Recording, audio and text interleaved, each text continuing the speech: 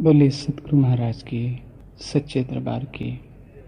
है शाम सखा तो है सोने नैनों का उजियारा। भगवान श्री कृष्ण से अर्जुन कह रहे हैं, मेरा जीवन रूखा था, सूख चुका था, तूने आकर हरा भरा कर दिया। अर्जुन के पास किसी चीज की कमी नहीं थी, संसार की सुख संपत्ति वैभव, लेकिन ये सब चीजें अर्जुन को कोई सुख ना दे पाई, क्योंकि मनुष्य को सुख तब तक नहीं मिलता जब तक उसे सही दिशा नहीं मिलती। सुख देने वाली चीजें भी उसे दुख ही देती हैं। भगवान श्री कृष्ण अर्जुन को समझाते हुए कहते हैं, हे अर्जुन, तू जिन जिन चीजों को संसार में सुख देखता है, वास्तव में उनमें सुख नहीं है। ये दुख का बिगड़ा हुआ रूप है जो तुझे सुख नजर आ रहा है। वास्तव में संसार में कहीं भी सुख नहीं है। संसार की किसी भी चीज में कोई सुख नहीं है, लेकिन भासता है। कृष्ण कहते हैं, अर्जुन तू इनकी तरफ आकर्षित मत हो। जिस वक्त ये सुख तेरे हाथ आएंगे तुझे पता भी नहीं चलेगा, ये दुख के रूप में बदल जाएंगे। औलाद की कामना करता है, जब औलाद हो जाती है तो उससे भी एक दिन दुखी हो जाता है। निर्धन धन की कामना करता है, जब धन बहुत आ जाता है धन से भी दुखी हो जाता है। मनुष्य जानता नहीं कि उसका सुख कहाँ छिपा हुआ है।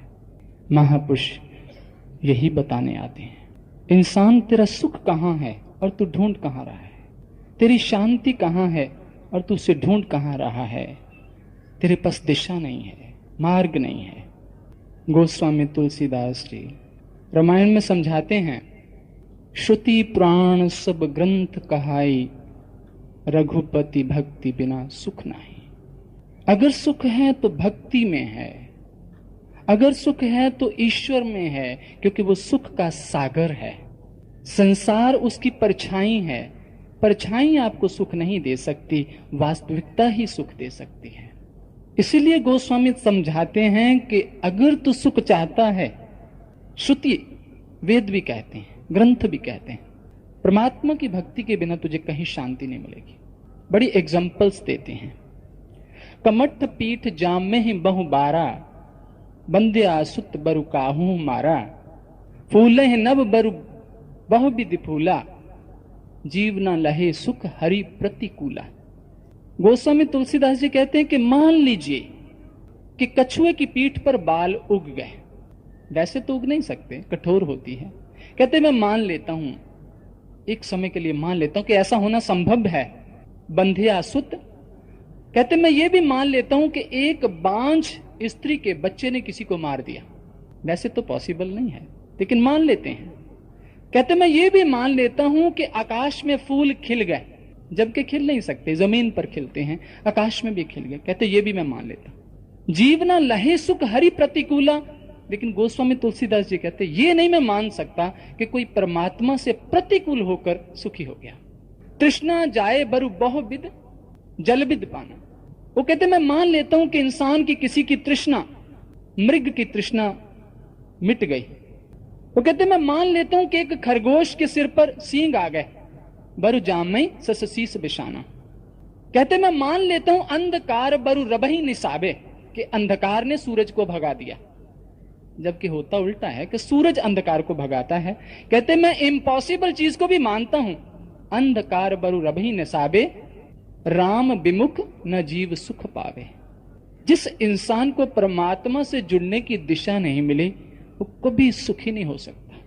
जो सुख को चाहे सदा, ये भी कह देते हैं कि अगर इंसान तू चाहता है कि तू सुखी हो जाए, तो एक रास्ता बताता हूं। जो सुख को चाहे सदा, तो शरण राम की ले, तू राम की शरण ले। परमात्मा के सम्मुख हो जा, परमात्मा का साम्राज्य सभी तेरा हो जाएगा। Kingdom of God is within you. ईश्वर का साम्राज्य तेरे साथ है। तू बादशाह है, लेकिन भिखारी बना हुआ है, पता नहीं, जानता नहीं। और जिंदगी की दिशा, परमात्मा की शरण होने का मतलब क्या है कि उसके साधन को, उसके नियम को, उसके कानून को अपने जीवन में उतारना, यह शरण होना है। परमात्मा की शरण होना, उसी की भक्ति को प्राप्त करना है। क्योंकि जिस वक्त मनुष्य को वो भक्ति मिल जाती है तो मनुष्य जन्मों जन्मों के कर्मों के बंधन से मुक्त हो जाता है, माया के बंधन से मुक्त हो जाता है, संसार के हर बंधनों से मुक्त हो जाता है। भक्ति उसके बंधन काट देती, स्वतंत्र कर देती है। मनुष्य परतंत्र है, बंधा हुआ है, ना रात चैन है ना दिन चैन है, भागता ही जाता भागता ही जाता। अगर ईश्वर रात ना बनाता तो मनुष्य बहुत जल्दी मर जाता, क्योंकि इसे सोने का समय नहीं मिलता। भक्ति स्वतंत्र सकल सुख खानी, बिन सत्संग न पावे प्राणी। कहते ये भक्ति सत्संग के बिना नहीं मिल सकती।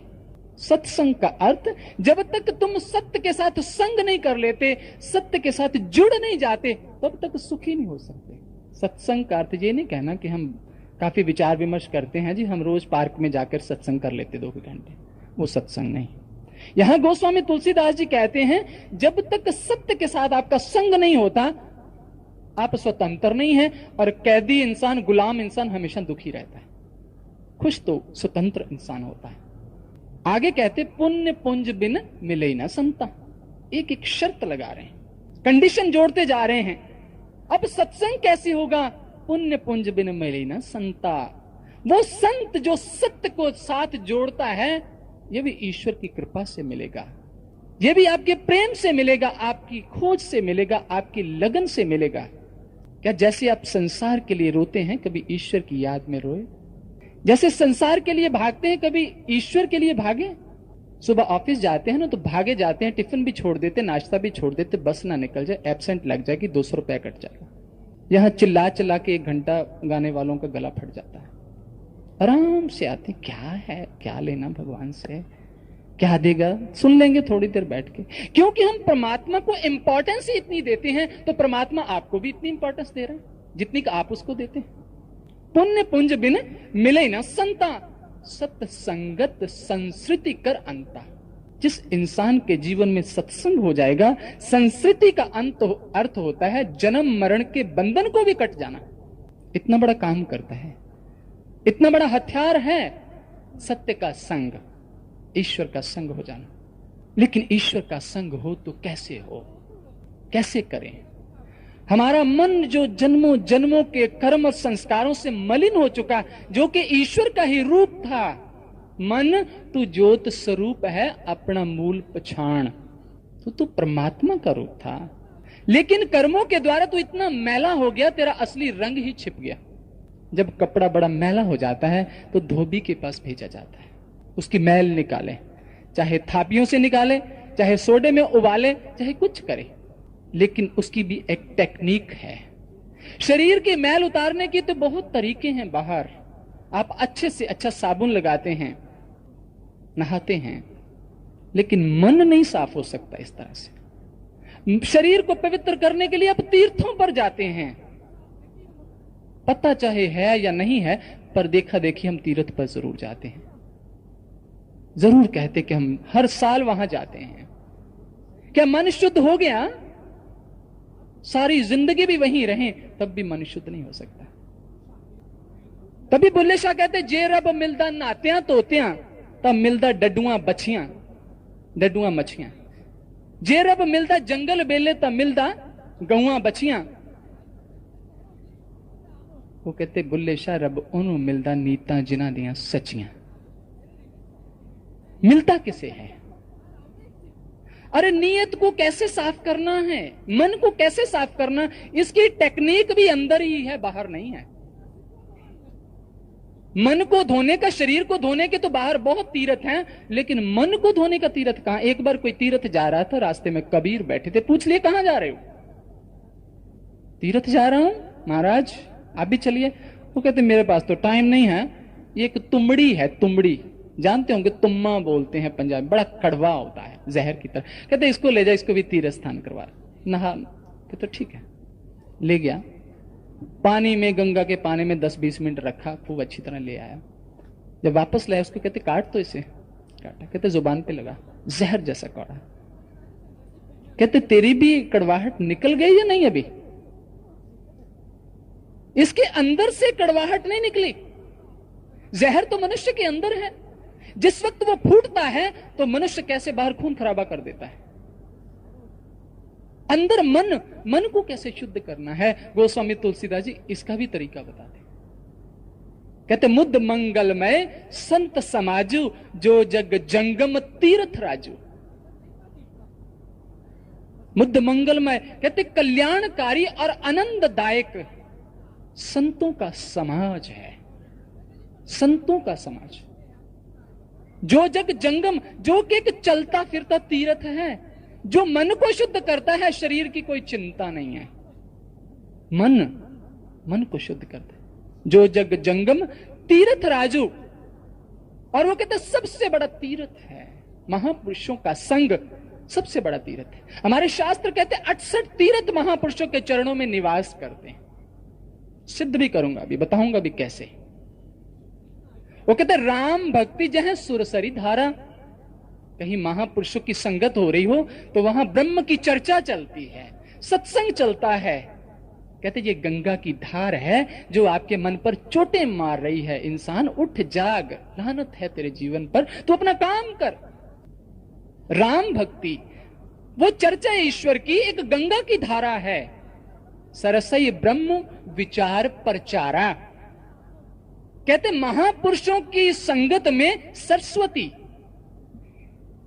ब्रह्म का प्रचार, ब्रह्म का ज्ञान, यह सरस्वती है। कि आपको जिस परमात्मा की चर्चा सुनते ब्रह्म के साथ जोड़ा गया, कहते सरस्वती। सरस्वती का मतलब कभी आप प्रयाग में गए हो, कुंभ में गए हो, तो वहां जब 3 नदियां जहां मिलती हैं प्रयाग में, तो क्या होता है, गंगा और जमुना नजर आ रही है, सरस्वती अंदर से निकल रही है अप्रगट रूप से। कभी गौर किया हो आपने? इसी तरह सरस्वती वो सूक्ष्म नाड़ी, जिस वक्त महापुरुष आपको दीक्षित करते हैं, जो अंदर है, गुप्त है, वो प्रकट हो जाती है, अंदर से प्रकट होती है। कहते ये सरस्वती महापुरुषों के चरणों में। आगे बताते हैं विधि निषेध में कलमल हरनी, कर्म कथा रविनंदन बरनी। कहते तीसरी यमुना, महापुरुषों की संगत में जाके ज्ञान लेने के बाद पता चलता है विधि निषेध में क्या करना चाहिए, क्या नहीं करना चाहिए, क्या अच्छा है, क्या बुरा है, क्या मुझे कर। आदमी को कसौटी मिलती है कि मुझे क्या करना चाहिए। अंधा आदमी क्या करता था, आंख मिलने के बाद वो विचार कर सकता है कि जो मुझे करना चाहिए, नहीं करना चाहिए। तीनों नदियों का संगम हो गया। कहां हुआ? महापुरुषों की संगत से। और आज आप गौर से ध्यान करें, ये तीर्थ कहां बने हुए हैं, तीर्थ स्थान कहां बने हुए हैं, जहां कभी ना कभी कोई महापुरुष पधारे, उनके चरण पड़े, उनकी संगत हुई, उन्होंने तप किया, उन्होंने साधना की, उसी जगह पर तीर्थ बन गए। वैष्णो देवी वैष्णवी ने छोटी बाल अवस्था में वहां साधना के अंदर एनलाइटेंड हो गई थी, मर्ज हो गई थी। उस स्थान को हम आज तक पूज रहे हैं। वहां एक छोटी बच्ची जिसका नाम वैष्णवी था, जो राजा वैष्णव की लड़की थी, वो साधना के अंदर मर्ज हो गई थी, एनलाइटेंड हो गई थी, समाधि ले ली थी उसने उस गुफा के अंदर जहां जाकर आज हम मत्था टेकते हैं। उसने और हम उसको नमस्कार करते हैं, उसके चरणों को नमस्कार करते कि वहां कोई भक्त इतना महान हुआ। हेमकुंड साहब कहते वहां गुरु गोबिंद सिंह जी ने तपस्या की। गंगा जहां अनेक ऋषि मुनियों ने सत्संग सभाएं ये सब कुछ किया। काशी जहां भगवान शिव ने उपदेश दिया ज्ञान का, वो तीर्थ बन गए। लेकिन वहां जाने से हमें मिला क्या? महापुरुष कहते इस चीज को छोड़ो। एक बार कबीर के साथ लोग झगड़ा करने लगे। कबीर सत्संग कर रहे और तीर्थ पर ही विचार कर रहे थे। बहुत लोग जो किसी बात को समझने का प्रयास नहीं करते लेकिन उबल पड़ते हैं। कबीर को कहते, कबीर साहब आप तीर्थों का खंडन कर रहे हैं? कहता बिल्कुल नहीं, मैं तीर्थों का खंडन नहीं। खंडन तो महापुरुष करते ही नहीं किसी का, खंडन तो झूठ का होता है, सच का कोई खंडन थोड़ी होता है। वहां कबीर साहब एक श्लोक उच्चारण करते हैं, झगड़ा एक नबेड़ो राम। ये परमात्मा, ये बड़ी दुविधा होगी संसार में, ये झगड़ा को खत्म करो। झगड़ा एक नबेड़ो राम, जो तो को अपने जन से है काम। झगड़ा कौन सा? कहते मन बड़ा या जास्यो मन मान्या। परमात्मा मन बड़ा है या वो चीज बड़ी है जिस द्वारा आपका मन प्रभावित हो जाता, मन मान जाता है। आप ही बताइए कौन सी चीज बड़ी हुई दोनों से? मन बड़ा या वो चीज बड़ी जिसके द्वारा आपका मन प्रभावित हो गया? वो चीज बड़ी हुई ना, मन तो ना बड़ा हुआ ना। ऐसी चीज के अंदर आकर्षण था, आपके मन को प्रभावित कर दिया। दूसरी जगह कहते राम बड़ा या जिन राम जाने। कहते राम बड़ा है जब वो बड़े हैं जिन्होंने राम को जाना। कौन बड़े हुए? सोचो कौन बड़े हुए? जिन्होंने राम को जाना, जिन्होंने जान के राम की कीर्ति को फैलाया, राम की महिमा को फैलाया। बड़े तो वो भक्त हैं। वो कहते ना तू आमे वस बहुत किनावणे, ना तू आमे वस वेद पढ़ावणे, ना तू आमे वस बहुता दान दे, ना तू आमे वस बहुत सियाण पे। सब कुछ तेरे वस अगम अगोचरा, तू भगता के वस भगता ताण तेरा। वो भक्त के अंदर प्रेम की डोर से बंधे भगवान। बड़े तो वो हैं जिन्होंने भगवान को भी गुलाम कर लिया। आगे कहते हैं ब्रह्मा बड़ा या जासो पाया, वेद बड़ा या जहां पे आया। आज लोगों के अंदर बड़ी दुविधा है। वो कहते ब्रह्मा बड़ा है या वो बड़ा है जिसने ब्रह्मा को पैदा किया, ब्रह्मा को बनाया। कौन बड़ा है? बाप बड़ा है या बेटा बड़ा है? बाप बड़ा है। ब्रह्मा को भी किसी शक्ति ने पैदा किया, उसके ऊपर कोई और शक्ति है। वेद बड़ा या जहां पे आया। वेद बड़े हैं या वो बड़े जिन्होंने वेदों को लिखा, वो बड़े हैं जिन्होंने लिखा। कहते तीर्थ बड़ा जहर का दास, कहे कबीर भयो उदास। कहते तीर्थ बड़ा है या वो बड़े हैं जिनके द्वारा ये तीर्थों का निर्माण हुआ। कौन बड़े हैं? वो बड़े हैं जिन्होंने तीर्थों का निर्माण कर दिया। वो जहां भी जाते तीर्थ बनाते जाते हैं। मुद्द मंगल में संत समाजू। गोस्वामी तुलसीदास जी कहते महापुरुषों का समाज सबसे बड़ा तीर्थ है, जहां जाकर हमारे मन को धोया जाता है। ऐसी वर्षा की जाती है, ऐसी सरस्वती गंगा यमुना प्रयाग को प्रकट किया जाता है, जिसको हमारे ग्रंथों में कहा ईड़ा पिंगला सुषमणा तीन बसे इकठाई, बेणी तह संगम प्रयाग, मन मज्जन करे निथाई, संतो तहां निरंजन राम है। सबसे बड़ा तीर्थ इस देह के अंदर है। देहस्ता सर्व तीर्थानी। वेद कहते देह ही सबसे बड़े तीर्थ इस देह के अंदर, शरीर के अंदर ही है। लेकिन मनुष्य को इस पर विचार करना होगा। संतों की महिमा हमारे ग्रंथ गाते थकते नहीं हैं, क्योंकि वही जीवन का कल्याण करते हैं। विधि हरिहर कभी को विद बानी। वो कहते कि विधि, विधि ब्रह्मा को कहते हैं, हरि विष्णु को कहते हैं, हर शिव को कहते हैं, कवि कोविद पंडित को कहते हैं। उनकी वाणी है जे कहत साधु महिमा सकुचानी। वो कहते कि हम भी साधु की महिमा कह नहीं पा रहे। अनंत है उसकी महिमा। संत की महिमा वेद ना जाने। गुरु ग्रंथ में लिखा है संत की महिमा वेद ना जाने, जेता सुने तेता बख्याने।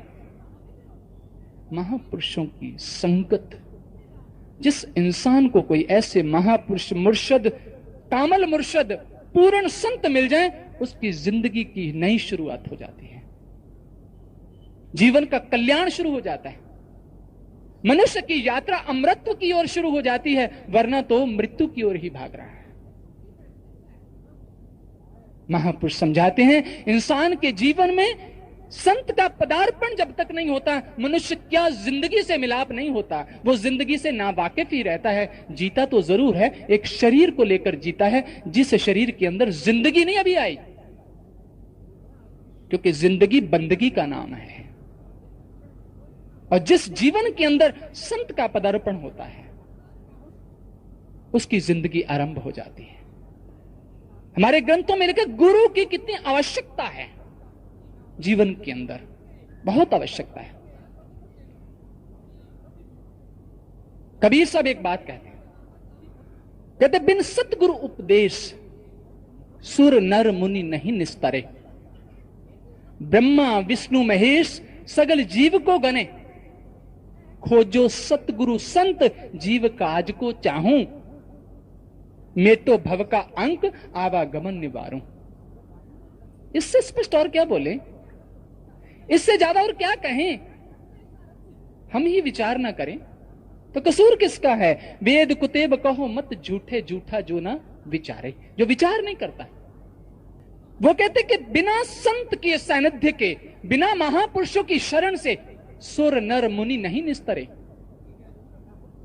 चाहे कोई देवता, चाहे मुनि, नारद मुनि सर्व वेदों शास्त्रों के प्रकांड ज्ञाता और विद्वान थे, लेकिन बड़ा तप किया, बहुत तप किया। इतना तप किया कि कामदेव उसके चरणों में आके गिर गया, कामदेव को जीत लिया।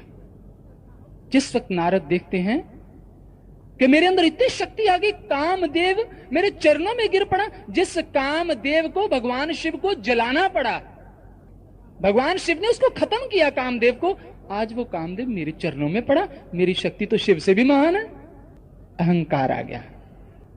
भगवान विष्णु लीला रचते हैं, मुंह बंदर का बना देते हैं उसका, स्वयंवर में जाता है, अपमान होता है, सारी तपस्या भंग हो जाती, सारा तप उसका भंग हो जाता, क्षीण हो जाता है। उसे समझ आती कि मैं क्या अपराध कर दिया, मैं कितनी बड़ी गलती कर दी। क्यों गलती कर दी? क्योंकि मार्ग दिखाने वाला नहीं था कोई, उसके पास आई शक्ति का गलत प्रयोग हो गया। जाता है सनत कुमार के पास, चरणों में गिर पड़ता है कि मुझे वो मार्ग दीक्षा दो, मुझे वो आत्मा का ज्ञान दो। वो कहते तुम क्या जानते हो? प्रश्न किया नारद से, तुम क्या जानते हो? कहते कि मैं चारों वेद, इतिहास पुराण, पंचम वेद, धनुर्वेद, ज्योतिष, मंत्र वेद और संगीत कला, नीति शास्त्र, निधि शास्त्र, तर्क शास्त्र, ये सब मैं जानता हूं। कहते तू तो बहुत कुछ जानता है। कहते महाराज मैं शास्त्रज्ञ जरूर हूं, लेकिन आत्मज्ञ नहीं हूं। शास्त्रों का पठन तो किया, लेकिन वो मेरी बर्बादी का कारण बना, क्योंकि मेरी आत्मा के अंदर वो ज्ञान प्रकट नहीं हुआ। मुझे दीक्षा दो, मुझे ज्ञान दो। सनत कुमार उसे दीक्षित करते। नारद मुनि जो ब्रह्मा के पुत्र थे, गुरु की जरूरत पड़ी।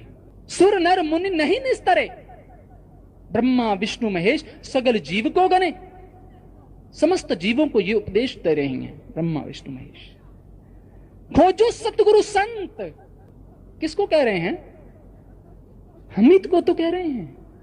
खोजो सतगुरु संत, जीव काज को चाहूं। अगर तू अपना काम बनाना चाहता है, अगर तू काम संवारना चाहता है, तो खोज ले ऐसा सतगुरु कर मेरी जिंदड़ी जित मिले जापे राम। खोज और मेटो भव का अंग आवागमन निभा, और तेरा आवागमन छूट जाए। समस्या तो ये है कि तू कैसे छूटे। और गुरु नानक एक जगह कहते हैं, लख पीर पैगंबर औलिया, लख काजी मुल्ला शेख, किसे शांति ना पाइए बिन सतगुरु के उपदेश। कोई काजी मुल्ला, कोई औलिया, पैगंबर, कोई भी हो, लेकिन गुरु के ज्ञान के बिना जीवन का कल्याण नहीं हुआ। साईं बुल्ले शाह प्रकांड विद्वान, सिद्धियां, शक्तियां, बहुत कुछ था, बड़ा सैयद कुल। लेकिन एक दिन कोई जाकर कहता है, 12 पाक कीते की हुंदा। बुल्ले शाह, ओ बुल्लिया, 12 पाक कीते की हुंदा, जब तक अंदरों गई ना पलीती। अंदर की मैल तो अभी भरी पड़ी है, बाहर से तो सबको बहुत शोभता है, जब तक अंदरों गई ना पलीती। बिन कामल मुर्शद बुल्लिया, तेरी एमे गई इबादत की थी। कामल मुर्शद कह रहे पूर्ण संत, पूर्ण सतगुरु। सतगुरु के बिना बुल्ले शाह तूने इतनी इबादत की है, इतना कुछ जाना, लेकिन ऐसे ही बेकार गई। बुल्ला शौदी सुनो हकायत, हादी फड़िया हुई हदायत, साईं मेरा शाह अनायत। बुल्ले शाह जाते हैं, खोज करते हैं। हजरत शाह अनायत जो माली थे, नीच जात के थे। सैयद बुल्ले शाह बहुत ऊंची जात का था, विद्वान था, उसका गुरु अनपढ़ था। चरणों में जाकर दीक्षा की भीख मांगता है। बुल्ले शाह उसके पास जाते हैं और जाकर दीक्षित होते हैं, और दीक्षित होने के बाद वो संसार में अपना संदेश देने निकल जाते हैं। अपनी वाणी में लिखते हैं, नाव विच मसीते रहंदा, नाव खाना काबे, नाव विच कुरान कतेबा, नाव विच नमाजे, ना मैं ओनू तीरथ डिठा, एवें पैंडे चागे। बुल्ले शाह जद मुर्शद मिले मुक गए सब तकादे। कहते मेरे अंदर जो वहम भरम, जो आज तक जिसके अंदर मैं डूबा हुआ था, जब मुर्शद मिला, ज्ञान मिला, मार्ग मिला, दिशा मिली, सब शिकायतें दूर हो गई। इसलिए महापुरुष कहते कि जिस वक्त इंसान को ऐसे महापुरुषों का सानिध्य मिलता है, गुरु अमरदास जी थे, 63 साल तक वो हरिद्वार जाते रहे, तीर्थों पर जाते, अलग अलग अनेक संत मंडलियों में जाते, लेकिन एक दिन कोई ब्रह्म ज्ञानी मिला उनको, और ब्रह्म ज्ञानी जिस वक्त मिला तो वो उनकी सेवा करते हैं और बड़े आदर सत्कार से बहुत सम्मान देते हैं। तो वो महापुरुष पूछते हैं कि अरे तेरा गुरु कौन है? कहते महाराज मेरा गुरु तो नहीं है, मैंने तो अभी तक गुरु किया नहीं। तो वो महापुरुष कहते अरे तू निगुरा है, तेरा गुरु नहीं है, तू अभी तक अनाथ है। ओहो, तूने तो हमारा धर्म भ्रष्ट कर दिया। निगुरा हमको ना मिले, पापी मिले हजार, एक निगुरे के शीश पर लख पापियों का भार, कबीर कहते हैं। यहां से चोट लगती है अमरदास जी को। उन्हें पता चलता कि अभी तक तो मेरी यात्रा ही शुरू नहीं हुई। चल पड़ते हैं, उदास हैं, क्या करूं, कहां ढूंढूं। इतने में एक उनके रिश्तेदारी के अंदर बहू थी, वो एक शब्द गाती हैं, गुरु ग्रंथ साहब के अंदर अंकित है। वो पूछते हैं कि ये शब्द किसका है? वो बताते हैं कि गुरु अंगद देव जी, जो गुरु नानक देव जी की गद्दी पर बैठे हैं, वहां से जाकर, हालांकि उनके समधी लगते थे, लेकिन वहां जाके सेवक की तरह सेवा की और 12 साल सेवा करने के बाद उनको 75 साल की उम्र में दीक्षा मिली। महापुरुष कहते कि ज्ञान के बिना कल्याण नहीं है, खोजना पड़ेगा, इसके बिना और कोई मार्ग नहीं है, खोजना पड़ेगा। सतगुरु को, परमात्मा को कभी नहीं खोज पाओगे। कोई अंधा इंसान निकलता है कि मैं प्रकाश की खोज कर रहा हूं, कभी प्रकाश को पा नहीं सकता, उसकी खोज गलत है। अगर उसे खोज करनी है तो ऐसे डॉक्टर की करे जो उसकी नजर बना दे। प्रकाश तो हमेशा उसके साथ है, परमात्मा तो हमेशा साथ है। जरूरत है तो खोज करनी सतगुरु की करो, जो आपको आंख देके आपके अंदर ही दिखा दे कि ये रहा, तेरे पास ही है, तेरे पास ही है, कहीं दूर नहीं है। लेकिन अगर हम अंधों की तरह ही चलते रहेंगे, जैसे भाई गुरदास कहते हैं, जैसे रूप रंग बिद पूछे अंधा अंधे प्रति, आप ही ना देखे ताहे कैसे दिखावई। कोई अंधा इंसान किसी अंधे के पास ही जाता है, अपने चेहरा नैन नक्श उससे पूछता है, वो क्या बताएगा? किसी आंख वाले के पास जाता तो वो बता देता।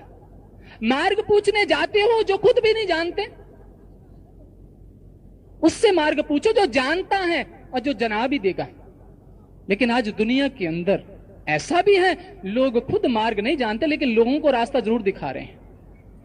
पंडित और मशालची इनको सूझे नहीं, औरों को करे चांदना, आप अंधेरे माही। दुनिया को जरूर रोशनी देते हैं।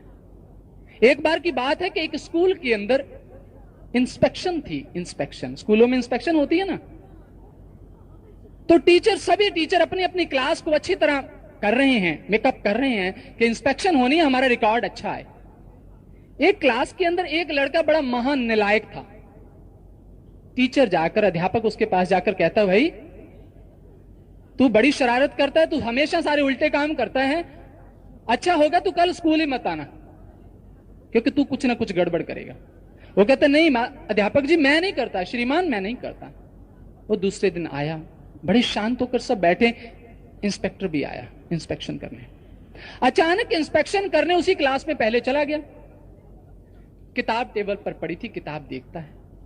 जैसे किताब खोली तो उसमें एक लेसन था रामायण का। उसी लेसन से वो एक प्रश्न पूछता है कि बच्चों आप बताओ कि शिव का धनुष किसने तोड़ा? वो लड़का जो था वो डरता डरता उठा और उठकर कहता, श्रीमान जी मैंने नहीं तोड़ा। वो हैरान हो गया, पास जाता है, गुस्से से पूछता है, मैं पूछ रहा हूं शिव का धनुष किसने तोड़ा? कहते महाराज सच कह रहा हूं, श्रीमान जी सच कह रहा हूं, मैंने नहीं तोड़ा, किसी और ने तोड़ा होगा, मैंने ये नहीं तोड़ा, बाकी कई कुछ मुझसे टूट जाता लेकिन ये मैंने नहीं तोड़ा। उसका गुस्सा और बढ़ गया। वो उसके टीचर की ओर जो पास ही खड़ा था उसकी ओर घूर कर देखता है कि मैं इससे पूछ रहा हूं शिव का धनुष किसने तोड़ा? तो जो मास्टर जी थे वो डंडा उठाकर बच्चे के 2-3 लगाई, कहते जल्दी बता। श्रीमान जी कहते कि सर इसने ही तोड़ा होगा क्योंकि सब कुछ यही तोड़ता है। कुर्सियां, मेज, जो कुछ भी कप प्लेट है ना जहां पड़ा, सब कुछ यही तोड़ता। शिव का धनुष भी इसने जरूर तोड़ा होगा। इसको और गुस्सा आया कि बेड़ा गर्क, तू इसको समझाता है, तू तो खुद नहीं जानता। गुस्सा आया, दोनों हाथों से एक बच्चे को पकड़ता, टीचर को खींचता हुआ ले जा रहा, गुस्से से प्रिंसिपल साहब के रूम में चला जाता है। कहते सर, ये स्कूल, मैंने इनसे पूछा शिव का धनुष किसने तोड़ा है? ये बच्चा कहता मैंने नहीं तोड़ा, ये टीचर कहता जी इसी ने तोड़ा है। तो प्रिंसिपल उठ के कहता चलो जो होना था हो गया, बच्चे हैं तोड़ देते हैं, बनवा देंगे, कोई ऐसी बात नहीं, गुस्सा नहीं करो। वो कहता सवा सत्यानाश, ये तो गए गए, ये भी नहीं जानता। जब तक इंसान स्वयं ना जाने, कहते रूप रंग विद पूछे अंधा अंधे प्रति, आप ही ना देखे ताहे कैसे देखा भाई। जैसे राग नाद बाद पूछा बहरा जो बहरे थे, आप ही ना सुने ताहे कैसे सुना भाई। कोई बहरा इंसान बहरे के पास जाता है कि भाई मुझे कोई राग सुना, खाक सुनाई, उसे भी नहीं समझ आई, इसने पूछा क्या है। अगर वो सुना भी देगा तो इसको समझ नहीं आएगी। समस्या तो खड़ी है ना। एक बहरा था, मुझे एक और बात याद आ गई। वो बहरा था और घर वालों ने कहा कि फलां रिश्तेदार बीमार हो गए, जाके जरा पता लेकर आ। अच्छा नहीं लगता रिश्तेदारों में जाना आना चाहिए, पता लेकर आ। वो जाता है, रास्ते में सोचता है कि मैं पता लेने जाऊं, मुझे तो सुनता तो है नहीं, मैं क्या बात करूंगा उससे। इमेजिन करता जा रहा है। जैसे इंसान, आज का इंसान भी अपने मन से ही हमेशा सोचता रहता है ऐसे ठीक है, ये ठीक है, मैं ऐसे करता हूं यही ठीक है। ऐसे वो भी सोचता जा रहा है कि मैं क्या पूछूं। चलो कहते शिष्टाचार के नाते कुछ दो चार बातें पूछ लेंगे, चुपचाप बैठे रहेंगे। पूछ लेंगे भाई कैसी तबीयत है, यही पूछना होता बीमार को। पूछ लेंगे क्या दवाई दारू चल रही है, कौन सा डॉक्टर है, ऐसे सोचता जा रहा। तो पहुंच गया सोचते सोचते। तो जिस वक्त वहां गया तो वो मरीज पड़ा हुआ, वो बेचारे की हालत बड़ी खराब हो चुकी थी। वो उससे जाकर पूछता है कि भाई क्या हाल है, कैसी तबीयत है। उसकी आवाज कहां निकली, वो कहता मर गए, बड़ी बुरी हालत है। कहता शुक्र है परमात्मा का, शुक्र है, बड़ी मेहरबानी परमात्मा की। उसने सोचा कि कह रहा ठीक है, काफी ठीक है। वो कहते भाई डॉक्टर कौन सा डॉक्टर इलाज कर रहा है। गुस्सा तो उसको आया, भाई ये मेरा पता लेने आया। कहता यमराज। कहते डॉक्टर भी वैसे अच्छा है, काफी अच्छा डॉक्टर इलाज कर रहा है आपका। दवाई कौन सी खाते हैं आप। उसका गुस्सा बहुत चढ़ गया उसको, कैसा बंदा खबर लेने आया। कहता जहर जहर जहर। कहता वैसे दवाई भी बहुत अच्छी खाते रहोगे, जल्दी आराम आ जाएगा। सुनाई नहीं दिया। इसी तरह इंसान भी मदहोश है, उसे कुछ सुनाई नहीं देता। बहुत कुछ महापुरुष समझाने आते हैं लेकिन उसे कुछ समझ नहीं आता। माया की बात बड़ी जल्दी समझ आ जाती है। कहते जैसे बहरा बहरे ते बचन विवेक पूछना चाहे, कह ना सकत ताहे कैसे समझा वही। कहते बिन सतगुरु खोजे ब्रह्म ज्ञान ध्यान। लाइन सुनने वाली है। बिन सतगुरु खोजे ब्रह्म ज्ञान ध्यान, अन्यथा अज्ञान आन पे ना आवई। कहते जब तक सतगुरु नहीं मिलेगा तब तक ना ज्ञान हो सकता है ना ध्यान हो सकता है, क्योंकि ध्यान ज्ञान के बाद आता है। पहले जानना होता है, फिर ध्यान देखना होता है। जानी हुई चीज को देखा जा सकता है, गुरु के बिना नहीं, कभी नहीं हो सकता। एक जगह बड़ा सुंदर कहते हैं, कहते जैसे रात अंधेरी में दीपक दीपक कहे तिमर ना जाए जब लग ना जराइए। रात अंधेरी हो, आप दीपक दीपक करते रहें, कहते अंधेरा नहीं जाएगा जब तक दीपक जलाओगे नहीं। जब तक दीपक नहीं जलेगा अंदर का अंधेरा नहीं दूर होगा। और दीपक दीपक करते रहो, आपके अंधेरा अंदर वैसे ही पड़ा हुआ है। आगे कहते हैं, आगे समझाते हैं महापुरुष कि इंसान तैसे ज्ञान ज्ञान कहे कबहू ना ज्ञान आए, जब लग गुरु ज्ञान अंतर ना पाइए। कहते आप कहते रहते हो ज्ञान की बातें, ज्ञान कर रहे हैं। कहते ज्ञान कहने की बातें नहीं है, ज्ञान करते जानना। जैसे ज्ञान ज्ञान कहे कबू ना, किसी को ज्ञान नहीं होता, बातों से किसी को ज्ञान नहीं होता। कब तक, जब लग गुरु ज्ञान अंतर ना पाइए। जब लग कोई गुरु आपके अंदर जना नहीं देता, ज्ञान नहीं हो जाता आपको। कहते तैसे ध्यान ध्यान कहे ध्यान हो ना पावत है। कहते वैसे ध्यान ध्यान करने से तू ध्यान नहीं लगा सकता। जब लग गुरु दर्श अंदर ना दिखाइए, जब लग कोई महापुरुष अंदर दर्शन न करा दे। ध्यान कब लगता है, दृष्टि दृष्टा दर्शन, 3 चीजों का होना जरूरी है। ध्येय, ध्याता, ध्यान, तीसरी जगह ध्यान आता है। साधन, साधक, साध्य, 3 चीजें हैं। जब तक दर्शन नहीं होगा तब तक दृष्टा दर्शन नहीं कर सकता। सामने दर्शन किसका करना? ध्यान तो किसी चीज का लगाया जाता है। चाइना के अंदर एक बार एक आदमी जिनका नाम था चंग, वो एक दिन ऐसे ऐसे घुमाया जा रहा है जैसे तलवार घुमा रहा, हाथ में उसके कुछ भी नहीं, ऐसे ऐसे किया जा रहा। पास से एक आदमी गुजरा, कहते भाई ये क्या कर रहा है? तो ये ऐसे ऐसे क्या हो रहा है? पीछे हट जाओ, पीछे हट जाओ। कहते आपके तलवार ना लग जाए, ऐसे ऐसे घुमाया जाए। कहते तलवार? वो पूछते किसे तलवार मार रही हो? कहते भगवान बुद्ध ने कहा कि कहीं आपके सामने शैतान आ जाए, कहीं आपके सामने शैतान आ जाए तो तलवार से, ज्ञान की तलवार से छिन्न भिन्न कर दो, छिन्न भिन्न कर दो। तो इधर उधर देखते, कहते शैतान कहां है? शैतान तो नजर नहीं आ रहा। कहते फिर तलवार भी कहां है? ऐसे किए जा रहा हूं मैं। बिना लक्ष्य के तीर चलाए जा रहे हैं।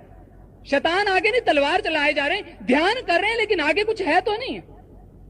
भगवान कृष्ण कहते जो लोग इंद्रियों को हट से वश में करते हैं, बहुत लोग ध्यान लगाते हैं। हम ध्यान करते हैं जी, आकर पूछते हैं ध्यान तो हम काफी करते हैं, किसका करते हो? किसका ध्यान कर रहे हो? ये ध्यान नहीं है। मत इस गलत फहमी में रहना कि ध्यान है। ध्यान तो कोई चीज ही और है। ध्यान तो गुरु करवाता है। जिस वक्त अंतर दर्शन दिखाइए, अंदर दर्शन कराता है उस ब्रह्म स्वरूप का, फिर ध्यान शुरू होता है। फिर शुरू होता है ज्ञान, ध्यान, दोनों चीजों का आपस में संगम है। यह भक्ति है। अब महापुरुष ये समझाते हैं कि गुरु के बिना समझ आ गई, दुनिया जानती है कि गुरु की जरूरत है, लेकिन गुरु कैसा हो, किसके पास जाएं? बड़ा खतरा सा भी है आजकल तो, क्योंकि आज की बात नहीं, ये तो सदियों से चली आई। गरुड़ जी भी काकभूषणी से प्रश्न पूछते हैं कि संत असंत मरहम तुम जानो। संत और असंत में आप फर्क जानते हैं? महाराज मुझे बताइए संत और असंत में फर्क क्या होता है? इसका मतलब असंत त्रेता युग में भी थे। भाई आज तो कलयुग है, आज तो संतों की बाढ़ आई हुई है, बाढ़, संभाले नहीं जा रहे। हर इंसान ये वस्त्र पहन लेता संत बन गया। बड़ा आसान है संत बनना, उनको पता ही नहीं द डेफिनेशन ऑफ द संत है क्या, परिभाषा क्या है। कपड़े पहन लेने से कोई संत नहीं बन जाता। पुलिस की वर्दी पहन लेने से कोई चोर पुलिस नहीं बन जाती। कोई चोर पुलिस की वर्दी पहन ले तो वो पुलिस का आदमी जिस दिन हाथ चढ़ गया तो जेलों के पीछे जाएगा। नकली नोट जब चलते हैं, पहले तो बहुत चलते हैं, पर किसी पारखू के हाथ में आ जाएं, उग्र अंत न होए निबाहो। गोस्वामी तुलसीदास जी कहते हैं कि जब ये भेद खुलता है, आज पेपरों के अंदर यही तो आ रहा है। लोग फिर शर्माते हैं, बताते नहीं कि हम भी इनके चेले थे, मुंह छुपाते हैं। संसार के अंदर नेकी बदी हमेशा चली आई। महापुरुष संसार में आए, वो यही बताने आए सच क्या है, झूठ क्या है, क्या करना है। वो किसी की निंदा करनी नहीं आए। वो किसी आधार को लेकर, कसौटी को लेकर, शास्त्र के आधार को लेकर चलते हैं, मनमानी बात नहीं करते, ताकि हमें पहचान हो कि गुरु करना है तो कैसा करना है, गुरु कैसे करें, जानना होगा इस चीज को। कहते जो खुद भी जुड़ा हो और हमें जोड़ दे उसके साथ, उस आत्मज्ञान से जोड़ दे, गुरु की पहचान। लेकिन गुरु की पहचान कभी बुद्धि से मत करना, धोखा खा जाओगे। बुद्धि से तो कर रहे हैं आज दुनिया, देखो बुद्धि कितना रश। कहते जी बड़ी भीड़ है, जी बड़ी भीड़ है। मैं कहा जाके वो शराब के ठेके पर देख लिया करो, शाम को 7 बजे बड़ी भीड़ होती है। भीड़ पहचान है क्या? संतों के पीछे आज तक भीड़ हुई? चारों युगों का इतिहास हमारे सामने साक्षी है। नहीं, सत्य के पीछे कोई विरले व्यापारी होते हैं, भीड़ नहीं होती। इंसान की चाहत भी यही है ना। सच की खोज किसे है, सच की जरूरत किसे है? दुनिया देखो मस्त दीवानी, भक्ति पावना बूझे जी। कोई आवे तो बेटा मांगे पेट रुपया लीजिए जी। कोई आवे तो दुख का मारा हम पर कृपा कीजिए जी। कोई रचावे ब्याह सगाइयां संत गोसैया रीजे जी। सच्चे का कोई ग्राहक नहीं, झूठे जगत पतीजे जी। कहे कबीर सुनो भाई साधो, इन अंधों को क्या दीजिए जी, क्या दें? गुरु की पहचान बुद्धि से नहीं हो सकती, वेश से। हम सोचते वेश, ये संतों का वेश है। एक बार हम कहीं गए, बहुत पुराने सज्जन हमारे थे, जो पहली जिंदगी, संसारी जिंदगी के अंदर भी हमारा उनका व्यापार था। तो वो कहते नमस्कार, उठ के, बुजुर्ग थे, उठ के नमस्कार करने लगे। मैं कहा नहीं, आप ऐसे नहीं करो प्लीज। कहते नहीं नहीं, हम आपको थोड़ी, आप तो आपके वेश को, इस वस्त्रों को कर रहे हैं। मैं कहा ये तो बहुत गड़बड़ कर रहे हैं, ये तो और भी गलत कर रहे हैं। क्योंकि इन्हीं वस्त्रों के अंदर रावण भी आया था, और वो तो एक रावण त्रेता में था। आज तो रावणों की गिनती नहीं है, सिर्फ ढका हुआ इन वस्त्रों से।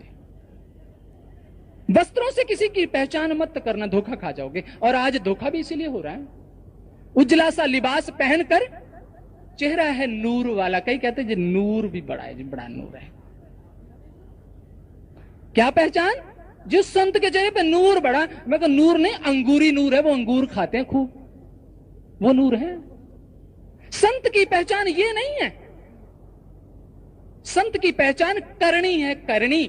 साइंटिस्ट की पहचान क्या है कि वह लेबोरेटरी के अंदर जाकर केमिस्ट्री को प्रूव करता है। कोई ड्राइंग टीचर जाके प्रूव नहीं कर सकता। जल जाएगा, अपने भी हाथ जला लेगा, स्टूडेंट्स के भी ऊपर भी तेजाब डाल देगा, उल्टा सीधा कुछ कर देगा। लेकिन साइंटिस्ट जानता है किस चीज की कैसी रेशो, कैसे करना, क्या करना है। संत की पहचान ज्ञान है, बाहरी पहचान नहीं है। लेकिन बाहरी पहचान से आज इंसान भटक रहा है, क्योंकि उसके पास कोई ऐसा बैरोमीटर, कोई ऐसी कसौटी नहीं है जिससे वो कसे कि मुझे संत की प्राप्ति होगी। आज बहुत लोग कहते हैं जी हमने तो गुरु कर लिया। उनको कुछ नहीं पता गुरु, ज्ञान, ध्यान क्या होता है, कुछ नहीं, लेकिन हमने गुरु कर लिया। नहीं, आपको पहचान देने आए हैं, आपको कसौटी देने आए हैं कि संत की कसौटी क्या होती है। जहां मर्जी जाओ ढूंढो, आपके पास पहचान होगी तो ढूंढोगे, पता होगा, सौदे का पता होगा कि मैं सौदा क्या लेने जा रहा हूं। कोई गलत सौदा नहीं दे देगा, आप नहीं लेके आओगे। क्योंकि अगर आपको पता होगा, अगर नहीं पता होगा, जो कोई देखे, जैसे आप बहुत लोग, ये हम तो नाम ले आए हैं, नाम ले आए, हम तो नाम मिल गया, वो शब्द दे दिया जाता, जाओ रटते रहो, तोते बन जाओ। नहीं, हमारे अंदर कुछ घटना है, हमें कुछ दिखाता है, हमारे अंतर जगत के अंदर हमें भेजता है, इंद्रियों से परे करता है।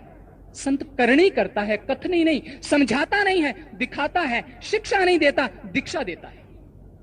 संत की यह पहचान है। गुरु की पहचान आत्मज्ञान, वो हमें आत्मज्ञान देता है, आत्मा का अध्ययन करवाता है, आत्मा का स्वरूप दिखाता है, शरीर से परे ले जाता है। आत्मज्ञान के 4 पहलू हैं, 4 चीजों से वाकिफ कराता है। आत्मज्ञान क्या है?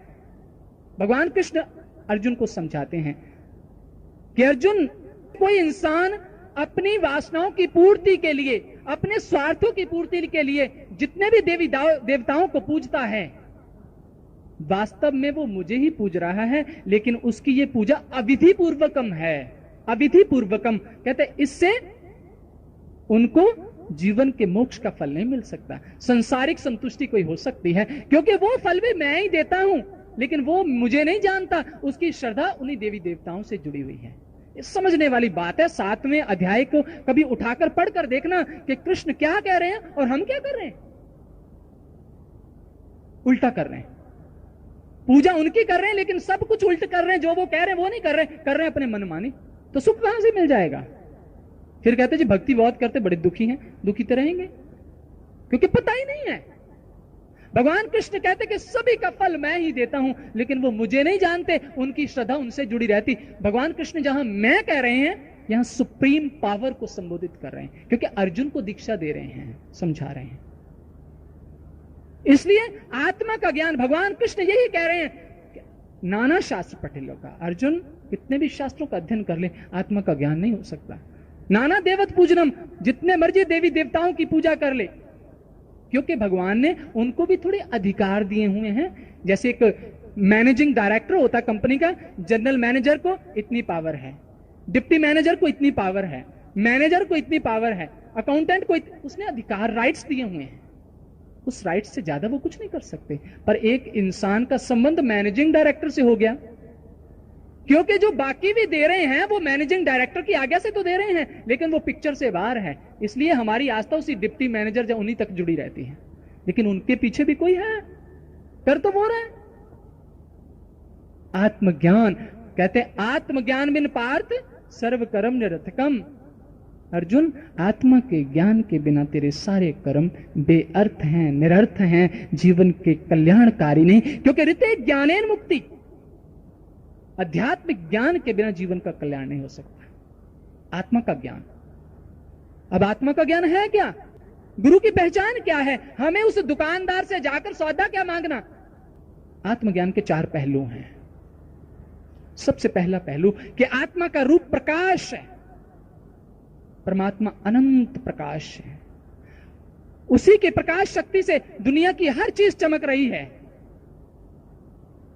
हमें एक सूरज नजर आ रहा है, लेकिन उसके प्रकाश से करोड़ों सूरज चमक रहे हैं। ये कोई एक ही लोक नहीं है, ऐसी अनेक पृथ्वियां हैं, अनेक आकाश हैं, अनेक पताल हैं, अनेक सूर्य हैं, अनेक चंद्रमा हैं, लाखों की गिनती में। उन सबको प्रकाशित कर रहा है परमात्मा का प्रकाश। वही प्रकाश आत्मा के रूप में हर जीव के अंदर बैठा है।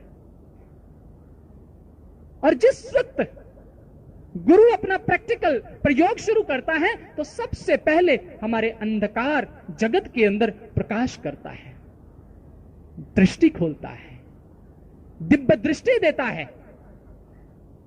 दिव्य दृष्टि जो दिव्य को देखती है, सीमित दायरे को नहीं देखती, अनंत को देखती है। यह काम है गुरु का, दृष्टि खोलना। वो ये नहीं कहता दृष्टि खुल जाएगी, खोलता है। डॉक्टर ये नहीं कहता कि ऑपरेशन हो गया 10 साल बाद तुझे नजर आना शुरू हो जाएगा। क्या ऐसा कहता आंखों का डॉक्टर? नहीं। जिस वक्त ऑपरेशन करता, पट्टी खोलता है, तो आपसे पूछता है कि क्या नजर आ रहा है। मरीज बताता है, डॉक्टर खुश हो जाता है कि मेरा जो ऑपरेशन है वो कामयाब रहा है। विवेकानंद को दीक्षित किया, स्वामी रामकृष्ण परमहंस पूछ रहे हैं कि क्या देख रहे हो? बयान नहीं हो रहा उससे, इतना अनंत जलवा अपने अंदर देख रहा है। कृष्ण से, अर्जुन से कृष्ण पूछ रहे हैं क्या देख रहा है तू? बयान नहीं हो रहा, डूब गया। भगवान शिव पार्वती से पूछ रहे हैं, 108 जन्म के बाद दीक्षित किया। पार्वती भी तो शिव की अनन्य भक्त थी, 107 जन्म उसका तप करती थी, लेकिन 108वें जन्म में जिस वक्त दीक्षित कर रहे हैं, तो महाशिव पुराण के अंदर लिखा हुआ है, वो पूछ रहे हैं कि पार्वती क्या नजर आ रहा है? बताती हैं, ईश्वर के रूप बताती कि क्या क्या देख रही है अपने अंतर जगत के अंदर। गुरु ये काम करता है, आपको आध्यात्मिक जगत में आत्मा के उस रूप का दर्शन कराता है, तब आपका ध्यान शुरू होगा। इसलिए हमारे ग्रंथों में लिखा, गुरु ज्ञान अंजन सच नेत्री पाया, अंतर चानन अज्ञान अंधेर गवाया, ज्योति ज्योत मिली मन मान्या, हर दर सोवा पावण्या। ये घटा, ये मनुष्य के जीवन में घट गया। जिस वक्त ज्ञान का सुरमा आंख खोली, अंतर चानन, अंदर प्रकाशमान हो गया, मालिक का रूप नजर आया, अनंत प्रकाश, ईश्वर का रूप प्रकाश, वास्तविक रूप प्रकाश, आत्मा का रूप प्रकाश। कहते जह झिलमिल कार दसंता, तह अनहद शब्द बजंता, ज्योति ज्योत समानी, मैं गुर प्रसादी जानी। भगत नामदेव कहते हैं कि ये कब मैंने जाना? जब गुरु का ज्ञान मिला, मैं अपने अंदर ये जलवे देख रहा हूं, अनंत जलवे। महापुरुषों ने जो कुछ दिया, जो कुछ बताया, जो कुछ लिखा, उन्होंने देखकर लिखा, लेकिन हमारे अंदर तो कुछ नहीं। हम सुनी सुनाई बातें इधर से सुन के अंदर भर लेते, मुंह से बाहर निकाल देते जाकर। हम सोचते कि हम तो बड़े ज्ञानी हो गए। नहीं, अंतर ज्ञान ना आयो जित कित सो जी पाए, बिन डिठा क्या सलाइए अंधा अंध कमाए। कहते जिस चीज को देखा ही नहीं, उसकी महिमा क्या गा सकते हो? उसके गुण क्या गाओगे जिसको देखा ही नहीं? उसकी तारीफ क्या करोगे? देखने के बाद किसी चीज की तारीफ होती, क्या सुंदर है, कमाल है। देखने के बाद, परमात्मा को देखने के बाद गुण गाए जाएंगे। महापुरुष कहते जब देखा तब गावा। उन्होंने देखकर गाया, हम पढ़कर गाए जा रहे हैं, सुनकर गाए जा रहे हैं। हमारे गाने में रस नहीं है, गाए रहे हैं। महापुरुष यही समझाते हैं। पहला पहलू है, आत्मा का प्रकाश रूप है। जब गुरु मिलता है, गुरु की पहली निशानी है कि वो आपकी दिव्य दृष्टि खोलता है।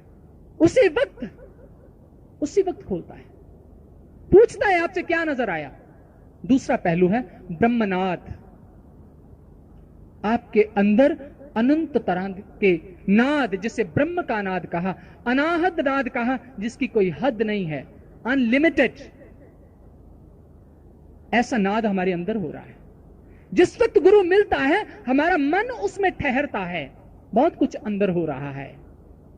बिना बजाए निश दिन बाजे, घंटा शंख नगाड़ी रे, बहरा सुन सुन मस्त होता है, तन की खबर बिसारी रे। ये भक्ति की परिभाषा दी जा रही है कि भक्ति क्या होती है, कैसे होती है, क्या रूप है भक्ति का, शाश्वत सनातन पद्धति क्या है भक्ति की, वेदों का मार्ग क्या है, गीता का मार्ग क्या है, रामायण का मार्ग क्या है, गुरु ग्रंथ का मार्ग क्या है, बुद्ध का मार्ग क्या है, स्वामी महावीर का मार्ग क्या है। उन सभी का मार्ग यही है जो आप सुन रहे हैं।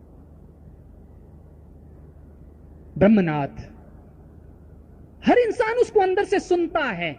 जिस वक्त साधक अपने आध्यात्मिक जगत में प्रवेश करता है, तो उस अनंत रागों को, जितने राग गीत संगीत बने, उसी ब्रह्मनाद से ही इनकी रचना हुई।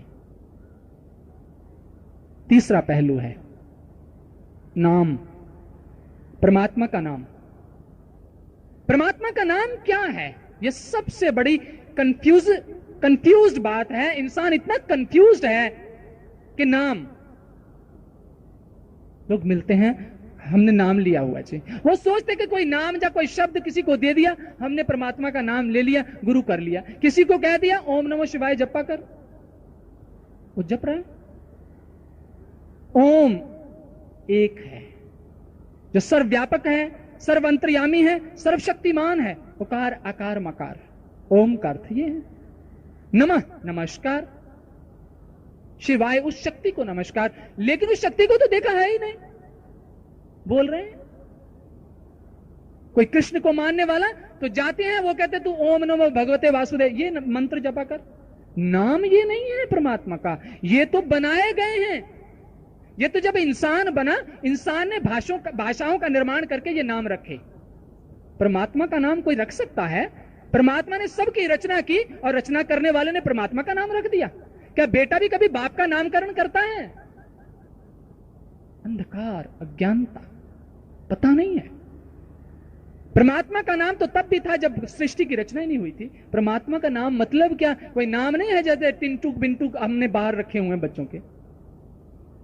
परमात्मा का नाम तो एक ऐसी गूंज है, ऐसी वाइब्रेशन, कॉस्मिक वाइब्रेशन है, प्राइमोर्डियल वाइब्रेशन है, जो परमात्मा के रूप के साथ ही जुड़ी हुई है। जब उसका रूप नजर आता है तो उसके नाम का उच्चारण भी अपने आप मनुष्य के प्राणों में होता है। वो नाम कोई शाब्दिक नहीं है। वो ये नहीं कहता कि जाओ तू 2 4 5 7 शब्द तुझे दे दिया, रटता रहे। इस वहम के अंदर बहुत लोग ऐसे भी करते हैं। एक पंजाब में एक बहन जी थे, अनुभव बताते कैसे कैसे लोगों के साथ होता है। तो वो उसको जब नाम लेना, उसको कह दिया, वो नाम भी तो आजकल बना लिए जाते खुद ही, जो मर्जी नाम दे दो, जाओ सब गुरु बनने के लिए गुरु बन गए, नाम मैं तुझे दे देता हूं। पता खुद भी नहीं है कि नाम क्या होता, क्या मतलब है, क्या, क्योंकि जिसको दे रहे हैं उसको भी कुछ नहीं पता। वो मान लेता है, लेके घर आ जाता बड़ा खुश कि मैं गुरु कर लिया। कहते जिनके गुरु है अंधले, चेले भी अंधे कर्म करें, ओ पाने चलन आपने, नित झूठो झूठ बुलेन, आप डुबे कुटुंब स्यों, सगले कुटुंब डुबेन। शास्त्र कहते हैं जिनका गुरु है अंधला, चेला खरा निरंद, अंधे अंधे ठेलिया दोनों कूप पड़ंत। ना गुरु मिलिया ना शिष्य भया, लालच खेलिया दाओ, दोनों डूबे धार में चढ़ पत्थर की नाव। हम तो लालच के साथ जाते हैं, महाराज जी हमारे बेटा हो जाए, नाम लिया, जब से नाम लिया बड़ा धन आ गया, हमारे 2 पुत्र भी हो गए। ये काम नहीं गुरु करता है, ऐसा नहीं करता। हम तो अपनी वासनाओं की तृप्ति के लिए गाते हैं, बड़े खुश होकर जाते। जब से नाम लिया बड़ा कारोबार भी बड़ा चल पड़ा, नहीं, ऐसी कृपा नहीं मालिक करता किसी पर। वो तो वैसे ही जो आपका प्रारब्ध है वो वैसे ही मिल जाएगा। एक बार गुरु गोविंद सिंह जी, लोग बड़े कहते हैं जी जिसने गलत, गुरु गलत होगा तो होगा, हमें तो विश्वास करना चाहिए, हमें तो मान लेना चाहिए। इस धोखे में मत रहना, जागरूक रहना। इतने बड़े बड़े शास्त्रों के ढेर लगे हैं केवल यही समझाने के लिए कि ध्यान से चलना, कहीं ठगे मत जाना। गुरु गोविंद सिंह जी के साथ असम के राजे का बेटा जा रहा था, क्योंकि गुरु गोविंद सिंह जी के पिता गुरु तेग बहादुर जी का शिष्य था असम का राजा। उसका जीवन समाप्त होने के बाद जिस वक्त उसका बेटा गद्दी पर बैठा तो वो गुरु दर्शन करने के लिए आया। उस वक्त गुरु गोविंद सिंह जी और एक जा रहे एक जंगल से गुजरते हैं तो हैरान हो जाता है युवराज देखकर, एक बहुत भारी अजगर, करोड़ों चींटियां उसको तोड़ तोड़ के खा रही हैं। वो जिंदा है लेकिन हिल नहीं पा रहा, इतना जख्मी है। तो गुरु गोविंद सिंह जी कदम उठाकर पार करके आगे निकलते हैं। वो रुक जाता है क्योंकि उसने अचंभा देखा, चींटियां अजगर को खा रही। अजगर का नाम लेते इंसान कांप जाता है, चींटियां कैसे तोड़ तोड़ खा रही हैं। वो हिल भी नहीं पा रहा, आंखों से आंसू बह रहे हैं। कहते महाराज जी आगे ना चलिए, मेरे प्रश्न का जवाब दीजिए। कहते क्या है? वो समझ तो गए थे कि इसके अंदर प्रश्न कौन सा जन्म लिया, क्योंकि गुरु गोविंद सिंह जी चाहते थे ये समझाना। उसके अंदर भी बड़ा वहम शंका रहता था, वो तो लीला की थी उन्होंने। कहते क्या? कहते महाराज ये क्या है, अजगर को चींटियां खा रही? कहते हाँ जो है तो ठीक है तू चल। कहते महाराज जी नहीं, मुझे बताओ ये है क्या। गुरु गोविंद सिंह जी बताते हैं कि युवराज ये अजगर झूठा गुरु था, ये चींटियां सब इसके चेले थे। क्योंकि मैं समय समय पर इन सबको संदेश मिला था कि सच्चाई को जानो, लेकिन इन्होंने धर्मांध, अंधे होकर धर्म को त्याग लिया, अपना लिया। जैसा किसी ने कहा अंधे होकर चल पड़े, पता ही नहीं मंजिल कहां, रास्ता कहां, किसी के कहने पर चल पड़े। आपको पता है कि सही जगह पहुंचोगे कि नहीं? जो शास्त्र डिजाइन करता है जिस मार्ग को, अगर वही मार्ग है और शास्त्र ये प्रूव करता है कि यही है, फिर आगे चल, फिर you are on the right way. वो कहते हैं ये चींटियां इसके चेले हैं, उसको सजा मिल रही है, अब ये अपना हिसाब ले रही है कि तेरे कारण हमें भी ये नीच योनियों में आना पड़े, और ये रो रहा है। ये मतलब है। इसलिए महापुरुष कहते वो नाम एक शक्ति है। जब तक प्राणों में वो शक्ति चल रही है तब तक मनुष्य जिंदा है, और उस नाम के सारे ये सब प्लैनेट्स, ये आकाश पताल सृष्टि, ये सब उस नाम की शक्ति से खड़े। नाम एक शक्ति है जिसको आप अपने अंदर सुन सकते हैं, बोल नहीं सकते। परमात्मा का नाम बोला नहीं जाता, मां के गर्भ में बच्चा बोलता नहीं है, कोई भाषा नहीं जानता, कोई शब्द नहीं है। वो पंजाब में जब गए तो बहन जी कहते कि मैं नाम ले आए। अच्छा नाम क्या ले? क्या कहते जी? वैसे जब नाम दिया तो मुझे उन्होंने कहा कि तू धन करतार जपा कर, यही नाम है। तो वो बेचारी बड़ी खुश होकर घर आई कि मैं तो आज गुरु कर लिया, मुझे तो नाम मिल गया, मेरी तो 84 लाख कट गए, मेरा तो सचखंड खुल गया, जैसे ये सब्ज बाग दिखा दिए जाते हैं ना। तो घर आके जिस वक्त वो रात को बैठी कि मैं नाम जपूं, तो उसको ध्यान आया कि करतार सिंह तो उसके पति का नाम है, नाम उसको दे दिया धन करतार। वो दुविधा में फंस गई कि मैं अपने पति का नाम कैसे लूं, ये तो बड़ी उलझन होगी। अब वो क्या करे, नाम भी जपना था। उसकी एक बेटी थी जिसका नाम था गुड्डी। अब वो कहती नाम भी जपना, लेकिन पति का नाम, पहले रिवाज होता था ना पति का नाम नहीं लेना, तो वो बैठ के जपने लगी धन गुड्डी दा पापा, ते धन गुड्डी दा पापा, धन गुड्डी दा पापा। वो कई साल ऐसे जपती रही। कहती मैं नाम तो जपती, आनंद नहीं आया। आनंद खाक आएगा, कैसे आनंद आएगा? जब तक वो नाम है क्या, जब तक वो शक्ति मनुष्य के अंदर प्राणों में जो गूंज रही है, जब तक गुरु ऐसा नहीं मिलता आपके अंदर, जिस नाम का सुमरन भगवान शंकर करते हैं। महामंत्र जह जप महेशु, काशी मुक्त हेतु उपदेशु, महिमा जासु जाने गण राउ, प्रथम पूज्यो नाम प्रभाव। जिस नाम का स्मरण गणेश जी कर रहे हैं, गणेश जी को दीक्षित किया नारद जी ने, कहते सबसे पहले उस नाम का स्मरण कर। नारद जी ने कौन सा नाम जपा जो आजकल हम जप रहे हैं? आजकल तो ऐसा भी है कि जाओ जो 5-7 नाम ले जाओ, जो आपको सूट करे, आसान हो वो ले लो। एक किसी गुरु के पास वो कहते जी जो मंत्र दिया ना मैं तो भूल गया जाके, मुझे तो याद ही नहीं रहा। कहते चलो वो वापस दे दे, मैं तुझे एक आसान सा दे देता हूं। धोखा है। शास्त्र क्या कहता है? ऋग्वेद कहता है ऋचो अक्षरे परमे व्योमन यस्मिन देव आदि विश्व निषेधु यस्तन वेद कृमचा कष्ट जस्तद विदुस्त इमे समस्ते। वो एक ऋचा है, वो अनेक नाम नहीं है कि 2 4 5 7 नाम ले। कोई कहता है जी हम तो 3 नाम। आपके कितने नाम है जी? हमारे 100 नाम है। 100 शायद बड़ा नाम हो जाए, बड़ा खुश होकर बताते हमारे तो 7 नाम है जी। आपके कितने हैं जी? नाम तो भी गिनती होती। परमात्मा एक है, एको नाम एको नारायण त्रहे भुवन एका ज्योति। शास्त्र तो ये कहता है। वही क्रीचा प्राणों के अंदर चल रही है। गुरु जब मिलता प्राणों में भेज देता है, प्राणों में लगा देता है, सुनाता है। लेकिन ये माला ले जाओ, जपा करो 16 20 25, बड़ा कंपटीशन चलता है बहुत ही। एक आदमी के पास हम गए, इतनी बड़ी माला, वो इतना सारा गुच्छा बनाया, वो पूरा थैला माला से भरा। कहता 16 जरूर करता हूं, 16 3,32,000 मंत्र हो जाते हैं। बेचारे का ध्यान और कहां जाता होगा, मणकों पर ही रहता होगा। लेकिन कबीर तो कहते माला फेरत युग भया, गया ना मन का फेर, कर का मन का छाड़ दे, मन का फेर। किस शास्त्र के अंदर लिखा है ये माला की बात? कोई कहे तो सही, बताए तो सही। जी मन टिका रहे हैं, मन इस पर टिकेगा? माला तो कर में फिरे, जीभ फिरे मुख माही, मनवा तो 14 फिरे, ये तो स्मरण नहीं। कबीर कहते ये नहीं, ये बात नहीं बनने वाली। निरंजन माला कट में फिरे, और मालक की माला अपने आप ऑटोमेटिक ही चल रही है, करने से थोड़ी होती है। श्वासों की माला, श्वासों की माला पे जप ले हरि का नाम, हर श्वास के साथ, हर श्वास के साथ अपने आप चल रहा है। तुझे तो केवल गुरु से जोड़ देता कि देख तेरे अंदर क्या है। शीशा दिखाता, शीशा। ज्ञान एक शीशा है जिसके अंदर आप अपने आप को देखते हो। नाम नाम रूप दुई अकथ कहानी। गोस्वामी तुलसीदास जी कहते हैं नाम की अकथ कहानी है, कथी नहीं जा सकती। 52 अक्षर लोक त्रय, सब कुछ इन्हीं माही, ये अक्षर खिन जाएंगे वो अक्षर इनमें। वो परमात्मा का नाम इन भाषाओं में नहीं, हर ग्रंथ उसके नाम की महिमा से भरा हुआ है, लेकिन नाम इनमें नहीं है। नाम तो अंदर है, हम तो अंदर है। कोई आदमी कहे कि रसगुल्ला खाने से मुंह मीठा होगा, आपको नाम दे दिया रसगुल्ला, अब जपता रहे तेरा मुंह मीठा हो जाएगा, सारी जिंदगी जपते रहो, मुंह मीठा होगा? बताइए। क्योंकि आप जिंदगी में अभी तक देखा नहीं रसगुल्ला होता क्या है, अनजान है एक चीज से। सोचिए जरा, आप उस चीज से बिल्कुल अनजान, आपको नहीं पता रसगुल्ला क्या बला होती है, लेकिन आपको कह दिया कि ये रसगुल्ला रसगुल्ला किया कर, तेरा मुंह मीठा हो जाएगा एक दिन। चिंता मत कर, डटते रहना, डट के टाइम लगाना।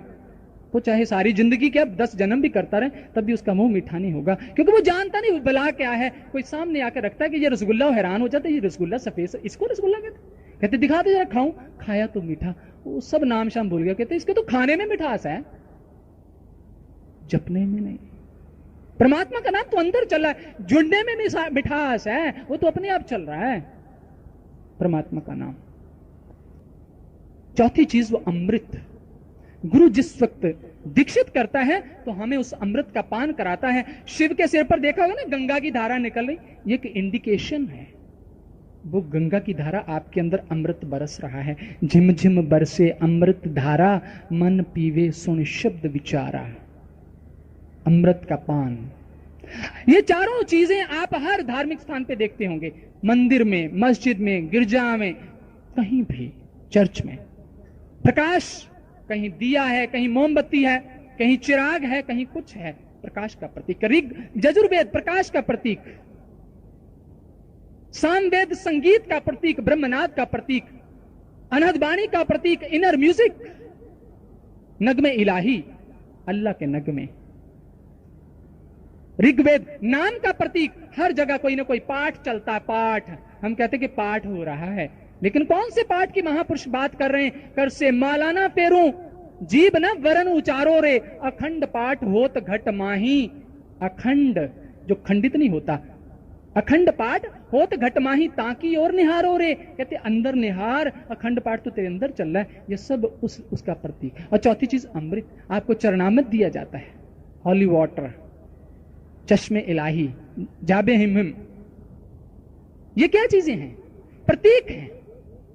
ये चारों चीजें आत्मा का ज्ञान कहलाती हैं। आत्मा का ज्ञान।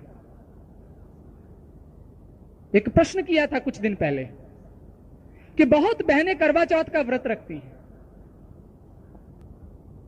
करवा चौथ रखती हैं, लेकिन किसी को नहीं पता करवा चौथ का मतलब क्या होता है। ये मैं किसी चीज का खंडन नहीं कर रहा, मेरी माताएं बहनें बुरा ना माने, मैं अर्थ समझा रहा हूं ताकि आपको पता हो कि सुहागण कैसे होते हैं।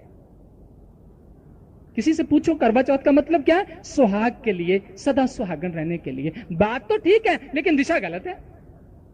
बात तो ठीक है कि सुहागण होने के लिए ये व्रत का मतलब प्रतिज्ञा।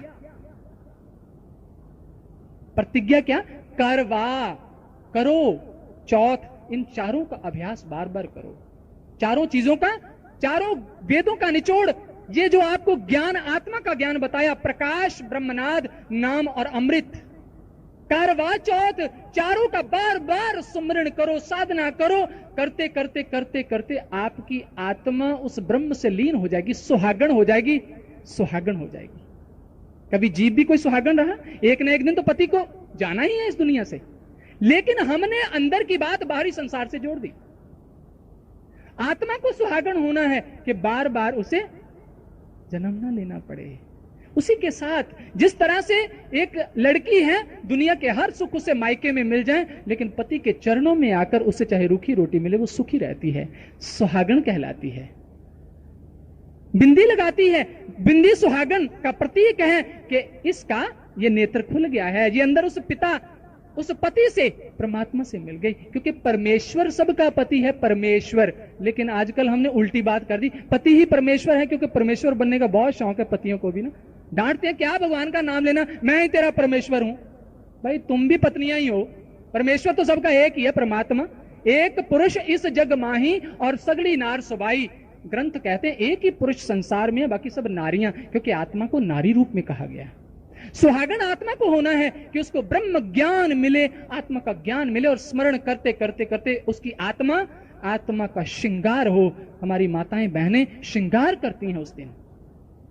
देखो प्रैक्टिकल चीजें हैं कि आज करवा चौथ है, श्रृंगार इसी तरह कहते आत्मा का श्रृंगार करना है दैविक गुणों से। सत्य, संतोख, दया, शील, क्षमा, ऐसे दैविक गुण से श्रृंगार हो जाए, और श्रृंगार हुई चीज पति को बहुत भाती है, ईश्वर प्रसन्न होता है कि मेरा अंश आज तैयार होकर आया है, अपना लेता है, सुहागण हो जाती है आत्मा। करवा चौथ ये होता है, करवा चौथ। लेकिन हमें, क्योंकि वास्तविकता हमारे इतिहास के अंदर कोई भी पर्व है, कोई भी महापुरुषों ने चीजें जो चलाई हैं, चाहे कोई भी है, उन सब का संबंध अध्यात्म ज्ञान से है। लेकिन अध्यात्म ज्ञान ना होने के कारण हमें इन सब चीजों की कोई समझ नहीं आ रही। हम उसको केवल क्रियाओं के अंदर ही रखा हुआ है, ताकि और हमें उन चीजों का कोई लाभ भी नहीं मिलता। नहीं, उस दिन बहुत कई क्विंटल फेणियां बिक जाती हैं, करोड़ों क्विंटल मिठाई बिक जाती है। ठीक है, अब लोगों का हिसाब किताब सेट है। ज्ञानी पुरुष को पता है क्या करना है, जो अभी पहले बात कही ना कि क्या करना है क्या नहीं करना। एक महापुरुषों की संगत और ज्ञान के द्वारा, दृष्टि के द्वारा समझ आ सकती क्या करना चाहिए क्या नहीं करना चाहिए।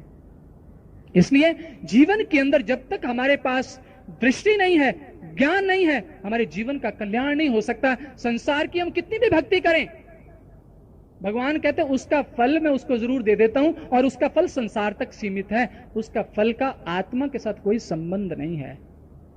आत्मा को शांति नहीं मिल सकती। वो तो एक टेम्परेरी रिलीफ है। जैसे कोई मजदूरी करता है तो मालिक उसकी मजदूरी की कीमत देकर उसको पीछे से हटाता है, उसके अंदर उसके प्रति कोई भाव नहीं है। आप कितनी भी पूजा पाठ करते हैं, परमात्मा, क्योंकि उसे पता कि विधि मेरे मार्ग तक पहुंचने वाला मार्ग इसने नहीं अपनाया, इसने अपने अज्ञानता का मार्ग, बाहर का मार्ग अपनाया, इसलिए वो उसका फल तो जरूर दे देता है, लेकिन वो फल संसार तक सीमित होता है। उसके जीवन का कल्याण, आत्मा को मुक्ति नहीं मिलती, आत्मा तो बंधन में फिर पड़ी रही, क्योंकि मन को पकड़ने वाली वो कुंडी नहीं मिली थी, मिली नहीं थी वो। इसलिए महापुरुष जो समझाने आते हैं, वो एक कसौटी देने आते हैं। महापुरुष कभी किसी की निंदा नहीं करने आते। क्या कृष्ण ने निंदा की? राम ने निंदा की? नानक ने निंदा की? नहीं, निंदा नहीं की। अगर वो सच नहीं बताते तो आज हमें धार्मिक ग्रंथों के रूप में उस सत्य की कसौटी ना मिलती। वो गए हरिद्वार, कोई पानी दे रहा था सूर्य को पानी दे रहा था। अब नानक समझाने लगे कि इसने इसको भक्ति समझ लिया है और सारी जिंदगी जैसे ही करता रहेगा, इसकी आत्मा का कल्याण नहीं होगा, इसकी मुक्ति नहीं हो गई। परमार्थ के कारण परोपकार की भावना आ गई, दयालु होते हैं। उन्होंने कहा कि मैं अगर इसे समझाऊंगा कि ये ठीक नहीं है तो ये मेरी बात नहीं मानेगा। तो वो क्या करने लगे कि ऑपोजिट डायरेक्शन में पानी ऐसे डालने लगे। वो मुड़ के देखता गुस्से से, ये क्या कर रहा है? कहते कि मैं पानी दे रहा हूं अपने खेतों में। खेत तेरे कहां है? कहते पंजाब में है। मूर्ख हो गया, ये पानी खेतों तक पहुंचेगा, पंजाब पहुंचेगा? कहते अगर तेरा सूरज तक पहुंच सकता तो मेरा पंजाब नहीं पहुंच सकता। तरीका है समझाने का। उन्होंने एहसास कराने का प्रयास किया कि ये जो तू कर रहा है ये तेरा, इससे नहीं कुछ होगा। ठीक है, बहुत अच्छा बात है, सूर्य को पानी देना भी चाहिए। उससे क्या होता है, वो तो एक साइंटिफिक रीजन है उसके पीछे कि पानी के अंदर से होकर जो सूरज की किरणें पास होकर आपकी बॉडी पर लगती हैं, उससे आपकी बॉडी के कई विकार, शरीर की कई बीमारियां ठीक होती हैं। ये कारण है पानी, सूर्य को पानी देने का। इसको तो धर्म से जोड़ा गया ताकि मनुष्य इस चीज की रिस्पेक्ट करे, लेकिन उसने उसी को भक्ति समझ लिया। तुलसी को हम जोत जगाते, सब कुछ करते हैं, हो तो और हम तुलसी की शादी करते हैं। बताओ, बेचारी कई लड़कियां की शादी नहीं हो पाती, लेकिन तुलसी की शादी में बड़ा दाज दिया जाता है। मैं तो देखकर हैरान रह गया। आज से 3 साल पहले कहीं बैठे हुए थे, जब प्रचार में है, हमारी आंखें भी तब खुली, हम भी तो अंधे ही थे। मैंने कहा ये आज क्या है, बड़े टेंट। कहते तुलसी की शादी हो रही है। तो मैंने कहा अपने ब्लॉक में कोई रहती है? नहीं। कहते वो तुलसी किसी लड़की का नाम नहीं, पौधा। उसके लिए दाज दहेज, कहीं बेड, कहीं वो कड़ा। और मैं कहूं हद हो गई, कमाल हो गई। मुझे यकीन ना आए, पूरी रात तक मैं सोचता रहा। मैं कहा मुसीबत ले लीजिए मैंने बात सुनकर। तुलसी की शादी, अरे ये क्या अंधापन है?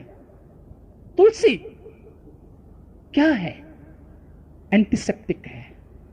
उसकी जहां वेव्स, जिस वातावरण में वो लगती है, उसके आसपास का जो वायुमंडल है बड़ा शुद्ध हो जाता है, बैक्टीरियलेस हो जाता है, उसमें कोई ऐसे गंदे बैक्टीरिया नहीं रहती, वातावरण शुद्ध हो जाता है। इसलिए उसकी रिस्पेक्ट, और उसको खाओ। हमारे आयुर्वेद के अंदर तुलसी में इतने गुण हैं, आदमी कहते कई बीमारियां, कई दवाइयां बनती हैं तुलसी के पत्तों से। ये तो ठीक है, रिस्पेक्ट है। इसको इसलिए जोड़ा गया कि मनुष्य इसको पानी डाले और इसकी देखभाल करे, क्योंकि ये बड़ी लाभदायक है।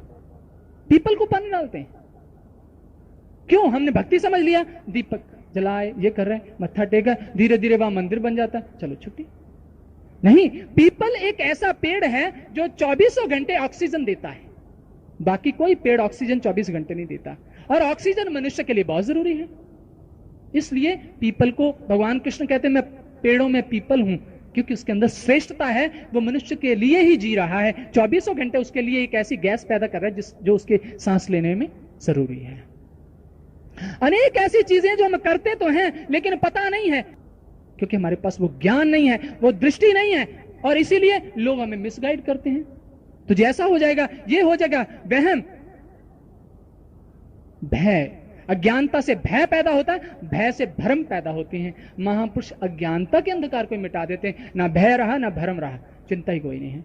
कोई आ गया तुझे भस्म कर दूंगा, बड़े डर जाते। नहीं, मैं ऐसा मत करना। आप बताओ क्या करें? क्या अगर आपके पास कसौटी है ना, तो आपके सामने कोई टिक नहीं सकता, क्योंकि आपको भी तो पता नहीं है। डर जाते, भय, उसी वक्त भय आ जाता है। महापुरुष निर्भय करने आते हैं। निर्भय, वो आकर आपके हाथ में तलवार नहीं पकड़ा देते कि काट डालो, खून खराबा कर डालो कि तुम निर्भय हो जाओ। नहीं, अंदर निर्भयता पैदा करते हैं। वो ज्ञान की शक्ति, आत्मा का दर्शन, निर्भयता तो यहां होती है। लेकिन गुरु कभी कथनी नहीं, गुरु करनी का नाम है। लेकिन फर्क करना कि वेश देख कर मत भूलना, वेश देख मत भूलिए। पूछ लीजिए ज्ञान, कहीं जाना तो ये पूछना जाके कि मुझे ये चाहिए, क्या है, मिल जाएगा। जब तक ये चारों चीजों का प्रैक्टिकल एक्सपीरियंस ना मिले, तब तक मत समझना कि गुरु मिला है। कहीं ऐसे गलतफहमी में बैठे रहो। जो लोगों को ज्ञान देते थे, हिंदुस्तान ही नहीं, हिंदुस्तान के बाहर जाकर भी लोगों को, और दुनिया में उनका बड़ा नाम भी है, लेकिन उनके पास भी ज्ञानी, वो भी रोते हैं, छुप कर आते हैं, किसी को पता ना लग जाए। लेकिन मालिक पास नहीं फटकने देता। नहीं, ऐसे नहीं, इसका तरीका कुछ और है। दुनिया को धोखा, किसी के जज्बात के साथ खेले, खुद मार्ग नहीं पता था, दुनिया को बताने निकले। यह सबसे बड़ा अपराध है। अपराधी वो तो अपराधी जो लोग खुले में अपराध करते वो तो पुलिस के रिकॉर्ड में है, लेकिन ऐसे अपराधी हैं जो नकाब पहनकर अपराध करते, उनको कौन पहचाने? ज्ञान की दृष्टि पहचानेगी उसको, ज्ञान की दृष्टि। तब पता चलेगा कि सच क्या है, झूठ क्या है, बगुला की करनी क्या है, हंस की करनी क्या है, कोयल की करनी क्या है, कौवे की करनी क्या है। करनी से पता चलता है, शक्ल से तो एक से नजर आते हैं। संत की पहचान कथनी नहीं, करनी है। जब आपके जीवन के अंदर ऐसा कुछ घट जाए, समझ लेना कि हमें भक्ति का मार्ग मिला है। उससे पहले मत समझना कि आत्मा का कल्याण चाहे एक तो क्या 1000 जन्म भी लेकर करते रहो, आत्मा का कल्याण नहीं हो सकता। और गीता के अंदर लिखा है, अंतिम शब्द कहूंगा, 8वें अध्याय के 28वें श्लोक के अंदर पढ़ लेना जाकर, अर्जुन जो रहस्य तूने मेरा जाना है, मतलब ज्ञान जब दिया, जो मेरे रहस्य, मैं एक रहस्य था, मैं शरीर नहीं था, मैं तो कुछ और था, जो तूने अभी जाना है, कहता इसको ना वेद पढ़ने से जाना जा सकता है, ना यज्ञ करने से जाना जा सकता है, ना दान करने से जाना जा सकता है, ना तप करने से जाना जा सकता है। 8वें अध्याय का 28वां श्लोक। कृष्ण निंदा नहीं कर रहे, कृष्ण सच्चाई, हमारे जो भी वेद शास्त्र हैं वो हमें सत्य की ओर इशारा कर रहे हैं। इशारा, इधर चलो, इधर चलो, इधर चलो। हम उधर तो नहीं चल रहे, उस इशारे को पकड़ लेते कि तुझे नहीं छोड़ेंगे। मील पत्थर लगा है कि आगरा 200 मील दूर है, वो पत्थर ने तो इशारा किया कि 200 मील दूर है, और हमने देखा आगरा, हमने पत्थर को पकड़ लिया, हम आगरे पहुंच गए। वो तो इशारा है। ग्रंथ शास्त्र सत्य की ओर इशारा है, चलना होगा उस दिशा में जहां वो ग्रंथ शास्त्र प्रूव हो जाए, सिद्ध हो जाए, प्रैक्टिकल हो जाए। और भगवान कृष्ण कहते हैं इसके द्वारा जो कुछ भी है, लेकिन रहस्य, मेरे रहस्य को जानकर तू उस परम पद की प्राप्ति करेगा और मुझ तक पहुंचेगा। जो मार्ग तुझे, जो रहस्य तूने समझा है, वो इन सब चीजों के द्वारा भी नहीं तू प्राप्त कर सकता था, भगवान कृष्ण कहते हैं। इसलिए आपको संदेश परम श्रद्धेय, परम पूजनीय सतगुरुदेव श्री आशुतोष जी महाराज जी की करुणा, कृपा हम जैसों को भी इस लायक बनाया कि हम किसी को समझा रहे हैं। हमारी कोई कीमत नहीं है, ये तो कृपा है उसकी। तुम्हारी कृपा से हम सजे, नहीं तो 900 करोड़ गरीब पड़े। मेरे जैसे बड़े करोड़ हैं, तेरी कृपा से सजे हैं। उसने ये किया जो आपको बताया, ये सुनी सुनाई बातें नहीं है, मालिक ने इसका अनुभव कराया है, तभी संदेश देने पहुंचे हैं। सुना सुनी की बात नहीं, देखा देखी की बात। दुल्हा मिलहा दुल्हन से तो फीकी भई बरात। आपको संदेश, आप इस पर विचार करें, इसकी खोज करें। जब तक ये चीज ना मिल जाए तब तक कहीं रुके नहीं। कहीं ऐसा ना हो, न माया मिली न राम, दुविधा में दोनों गए, न माया मिली न राम। उस चीज तक प्राप्त करें। किसी को इसकी जरूरत हो, चाहता हूं कि मैं ये चीज प्राप्त करना चाहता हूं, तो दिव्य ज्योति जागृति संस्थान उसको आमंत्रित करती है।